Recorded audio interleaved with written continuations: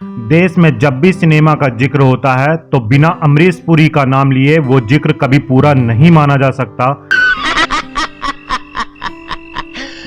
ऊपर वाला रॉन्ग हो सकता है, लेकिन डोंग कभी रॉन्ग नहीं होता। एक ऐसा विलन जिसकी शख्सियत देख के ऐसा लगता था मानो ऊपर वाले ने उसे पैदा ही फिल्मों में विलन बनने के लिए किया था। ठाकुर दुर्जन सिंह के क्रोध की ज्वाला देखकर मौत से पहले मर गए क्या? अपने लंबे चौड़े डील डॉल शरीर और बेहद कड़क आवाज से अमरीश पुरी ने बॉलीवुड से लेके हॉलीवुड तक अपनी एक्टिंग का डंका बजवाया। मोगेम्बो खुश हुआ। फिल्मी जानकारी की आज की पेशकश समर्पित है अमरीश पुरी को। वो अमरीश पुरी जिसने रंगमंच और सिनेमा हर जगह अपने अभिनय से कला प्रेमियों को अपना फैन बना लिया। 22 जून 1932 पंजाब के नवा शहर के रहने वाले लाला निहाल सिंह की पत्नी वेद कौर ने अपनी चौथी संतान और तीसरे बेटे को जन्म दिया। बड़े प्यार से इस बच्चे का नाम रखा गया अमरीश। अमरीश पुरी से बड़े इनके दो भाई चमन पुरी और मदन पुरी थे। एक बड़ी बहन थी जिनका नाम चंद्रकांता था।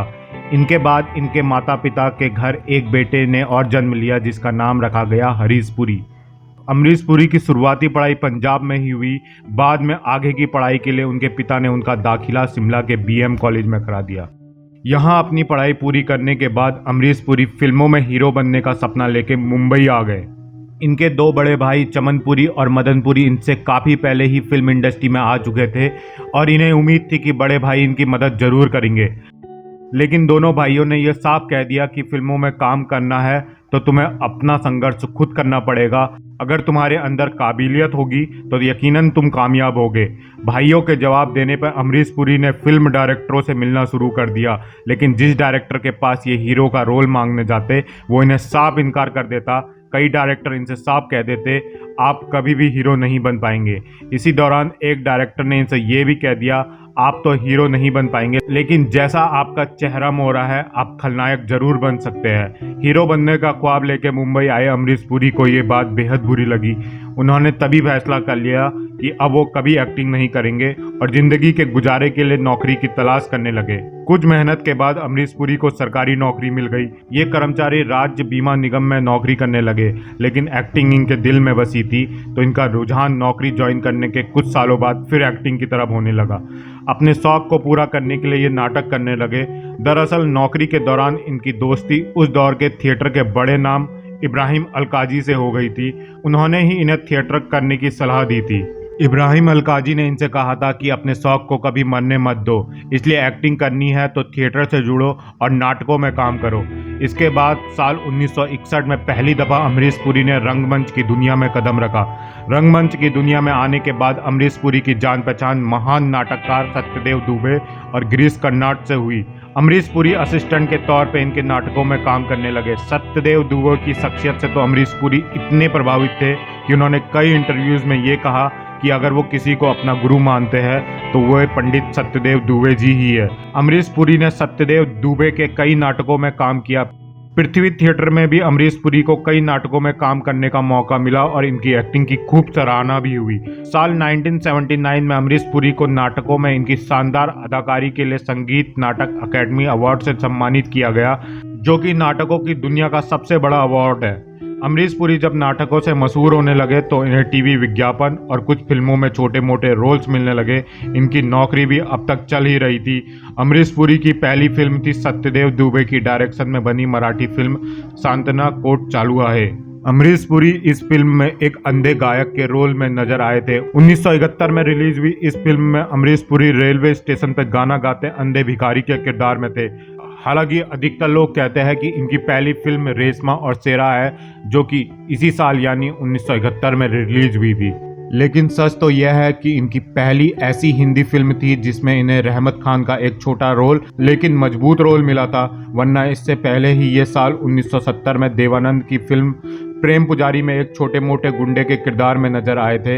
अगले कुछ सालों तक अमरीश पुरी फिल्मों में ऐसे ही छोटे मोटे रोल किए जा रहे थे, लेकिन साल 1980 में बोनी कपूर ने इन्हें अपनी फिल्म हम 5 में मेन विलन का किरदार दिया।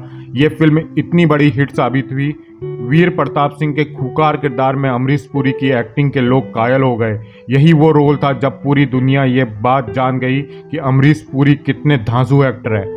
इस फिल्म के 2 साल बाद रिलीज हुई सुभाष घई की फिल्म विधाता में ये दिलीप कुमार, शम्मी कपूर और संजीव कुमार जैसे बॉलीवुड के चोटी के कलाकारों के साथ नजर आए। इनके किरदार का नाम था जगावर चौधरी, जो कि एक स्मगलर था। इसी साल आई फिल्म शक्ति में ये एक बार फिर से दिलीप कुमार के साथ नजर आए। इस फिल्म में अमिताभ बच्चन भी मुख्य भूमिका में थे। अगले साल यानी सन 1983 में सुभाष घई ने अमरीश पुरी को फिर से काम दिया। ये फिल्म थी हीरो, जिसमें जैकी श्रॉफ बतौर हीरो लॉन्च हो रहे थे। इस रोमांटिक लव स्टोरी में अमरीश पुरी पासा नाम के एक खूंखार विलन बने थे। आज भी अमरीश पुरी की सबसे बेस्ट किरदारों में इस किरदार को गिना जाता है। खुद सुभाष घई को इस फिल्म में अमरीश पुरी की एक्टिंग इतनी ज़्यादा पसंद आई कि उन्होंने अगली लगभग सभी फिल्मों में ये परमानेंट विलन बना दिए गए। 40 की उम्र में ही सही अमरीश पुरी के अभिनय की गाड़ी चल निकली और इन्होंने इसके बाद फिर कभी पलट के नहीं देखा। अब तक यह अपनी सरकारी नौकरी से भी इस्तीफा दे चुके थे।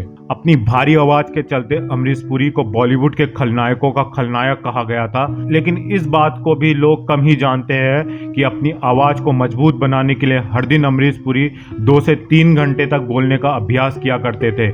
इस दौरान अमरीश पुरी अपनी डायलॉग डिलीवरी और अपनी वॉइस स्पीच पर खूब मेहनत करते थे। यही वजह है कि केवल आवाज़ से ही यह अपनी हिस्से की आधी एक्टिंग कर दिया करते थे। बाकी का बचा कुचा काम इनका खूंखार चेहरा और उस चेहरे पर लगी बड़ी बड़ी आंखें और लंबी चौड़ी कटकाठी कर देती थी। अमरीश पुरी ने अपने करियर में 400 से ज़्यादा फिल्मों में काम किया। इनमें से अधिकतर में उन्होंने विलन का किरदार निभाया, लेकिन इनका सबसे खतरनाक और आइकॉनिक किरदार मिस्टर इंडिया के मुकेम्बो को ही माना जाता है। अमरीश पुरी को यह रोल मिलने का किस्सा भी बड़ा दिलचस्प है। दरअसल फिल्म के डायरेक्टर शेखर कपूर पहले अनुपम खेर को इस किरदार के लिए लेना चाहते थे, लेकिन काफ़ी सोचने के बाद अनुपम के नाम पर उनका दिल नहीं मान रहा था। फिर उनके जहन में अमरीश पुरी के चेहरे को रख के मुकेम्बो का किरदार को सोचा। बस फिर क्या था, शेखर कपूर को अपनी फिल्म के मिस्टर इंडिया का विलन आखिरकार मिल ही गया। वो अमरीश पुरी के पास पहुंचे और उन्होंने फिल्म की कहानी सुना के अमरीश पुरी से पूछा कि क्या वो इस कहानी और विलन मुकेम्बो के रोल से खुश हुए। इस पर अमरीश पुरी ने उन्हें जवाब दिया, मुकेम्बो खुश हुआ। और इस तरह यह डायलॉग फिल्म का हिस्सा बन गया, जो कि फिल्म की रिलीज के बाद अमर हो गया। आज भी बॉलीवुड के बेस्ट विलन रोल्स का जिक्र कहीं चलता है तो मुकेम्बो को सबसे ऊपर रखा जाता है। अमरीश पुरी का यह डायलॉग इतना ज़्यादा पॉपुलर हुआ कि जब भी वह किसी फंक्शन या पार्टी में जाते तो लोग उनसे यह डायलॉग सुनने की मांग करते और अमरीश पुरी भी खुशी खुशी यह डायलॉग अपने फैंस को सुनाते थे। अगर इनके सबसे यादगार रोल्स की बात करें तो करण अर्जुन का ठाकुर दुर्जन सिंह का रोल, त्रिदेव के भुजंग का रोल, घायल के बलवंत राय का रोल, दामनी के बैरिस्टर चड्ढा का रोल, गदर का अशरफ अली का रोल, नायक का मुख्यमंत्री का रोल, नागिन का बाबा भैरव का रोल और भी कई दूसरे रोल जिन्होंने अमरीश पुरी को महानतम अभिनेता बनाया। बात अगर इनकी निजी जिंदगी के बारे में करें तो यह हमेशा अपनी निजी जिंदगी और फिल्मी जीवन को अलग रखते थे। घर पहुंच के अमरीश पुरी हमेशा एक आम इंसान की तरह ही बर्ताव करते थे, न किसी बड़े फिल्मी सितारों के जैसे। अमरीश पुरी की पत्नी का नाम उर्मिला दिवेकर था। इनके 2 बच्चे थे, बेटा राजीव पुरी और बेटी नम्रता पुरी। अमरीश पुरी के पोते का नाम वर्धन पुरी है। वर्धन भी इन दिनों फिल्मों में अपना मुकाम बनाने के लिए स्ट्रगल कर रहे हैं। अमरीश पुरी की एक पोती है जो कि डॉक्टर बन चुकी है। अमरीश पुरी को हैट पहनने का बहुत शौक था। इनके कलेक्शन में 200 से भी ज़्यादा यूनिक हैट्स हैं।